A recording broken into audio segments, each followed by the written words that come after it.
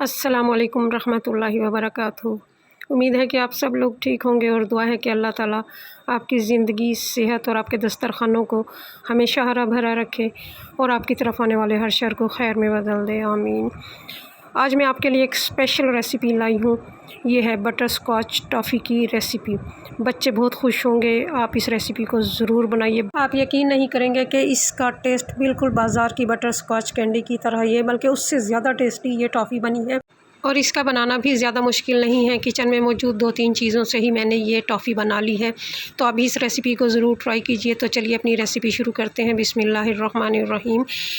Fresh दूध की मलाई मैंने ली है 3 टेबल स्पून। और अब मैं इसमें 4 चम्मच भर के दूध के डालूँगी। जिससे हमने मलाई नापी थी उसी चम्मच से मैंने दूध भर के इसमें 4 चम्मच डाल दिया और इसको मिक्स कर लिया। अब चलते हैं इसको बनाने की तरफ। तो एक पैन मैंने ले लिया है और चूल्हा मैंने बिल्कुल हल्की स्पीड में जला लिया है। तो सिल्वर का आपने पैन लेना है, नॉन स्टिक पैन नहीं लेना। अब 1 कप जो है वो मैंने रेगुलर चीनी का यहाँ पे इस्तेमाल किया है। चम्मच की मदद से मैंने चीनी को फैला दिया है ताकि कैरेमल जो है वो जल्दी बनना स्टार्ट हो जाए। तो चंद ही लम्हे हुए हैं, देखें चीनी ने अपना पानी छोड़ना भी शुरू कर दिया है।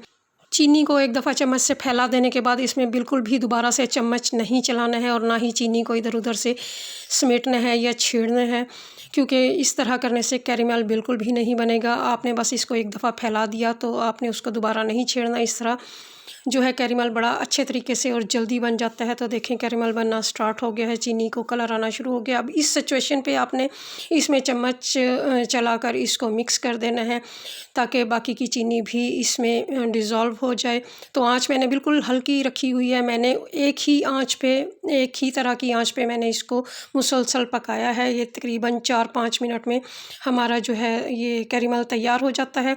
तो देखिए माशाल्लाह सारी चीनी जो है डिज़ोल्व हो चुकी है। अब मैं इसमें डालूँगी मलाई वाला दूध जो हमने तैयार किया था। तो वो सारा दूध मैंने इसमें कैरेमल में डाल दिया है। तो ये एक दफ़ा से जो है वो जुड़ जाएगा, लेकिन हमें इसमें मुसलसल चम्मच चलाना है। तो दूध और मलाई डलने से ये जो इसमें कैरेमल जो है वो जुड़ गया है। तो ये आहिस्ता आहिस्ता ख़ुद ही इसमें हल हो जाएगा, मिक्स हो जाएगा। चम्मच को हमने चलाना इसमें नहीं छोड़ना है, मुसलसल इसमें चम्मच चलाना है। देखिए मैंने बिल्कुल मुसलसल एक आंच पे इसको पकाया है, इससे ज़्यादा आंच तेज़ नहीं करनी है, क्योंकि अगर आप थोड़ी सी भी इसकी आंच तेज़ कर देंगे कि हमारा कैरेमल जो है वो जल्दी बन जाए तो ये जल सकता है और इसका टेस्ट भी कड़वा हो जाएगा। तो मुसलसल चम्मच चलाते हुए इसको मैंने 1-2 मिनट के लिए पका लिया है। कैसे बनता है ये, कैसे हमें पता चलेगा कि कैरेमल हमारा तैयार हो चुका है? तो इसके लिए एक प्याली में ठंडा पानी ले लें और इसमें थोड़ा सा कतरा इसका टपका कर देखें। तो अगर तो ये सॉफ़्ट है तो अभी तैयार नहीं हुआ है, अगर ये कड़क हो जाए तो समझें आपका कैरेमल तैयार है। तो अभी ये बहुत सॉफ़्ट है, तो इसको मुझे अभी थोड़ी देर और पकाना है।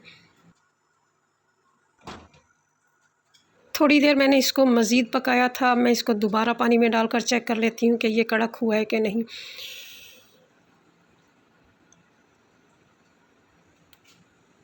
तो देखिए माशाअल्लाह कितना अच्छा ये कड़क होके टूटा है। तो हमें इसी तरह का कैरेमल चाहिए।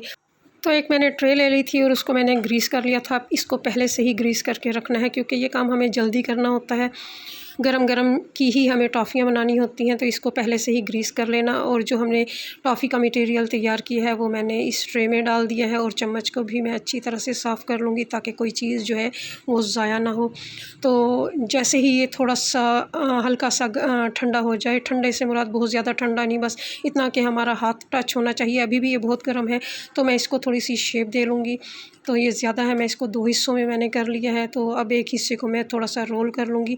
बहुत गर्म है कि हाथ जल रहे हैं, लेकिन हमें गरम गरम में ही इसको सेट करना है। तो छुरी की मदद से मैं इस पे निशान लगा लूँगी। जितनी हमें टॉफ़ी रखनी है उतना उतना मैं इसमें निशान लगा लूँगी। अगर आप चाहें तो टॉफ़ी को कोई शेप दे लें, या आप इसी तरह भी कट करके इसको सेट कर सकती हैं।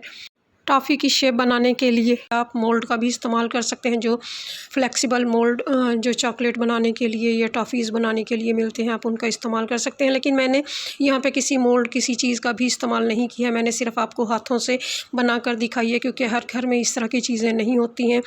तो हम आम तरीके से किस तरह एक अच्छी चीज़ बना सकते हैं, मैंने आपको वो तरीका दिया है। तो देखिए माशाल्लाह कितनी ज़बरदस्त टॉफ़ियाँ बनी हैं।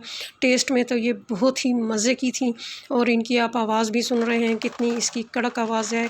जिसने भी खाई हैं ये टॉफ़ियाँ तो सब ने तारीफ़ की है। मेरे बच्चों ने तो इसको बनते ही खाना शुरू कर दिया था और ये तकरीबन आधी आपके सामने जो है टॉफ़ियाँ बाकी रह गई हैं। तो मैं आपको इसको तोड़ के भी दिखाती हूँ। इसका क्रंच देखें कितना ज़बरदस्त है। तो चूरा चूरा हो चुकी है ये।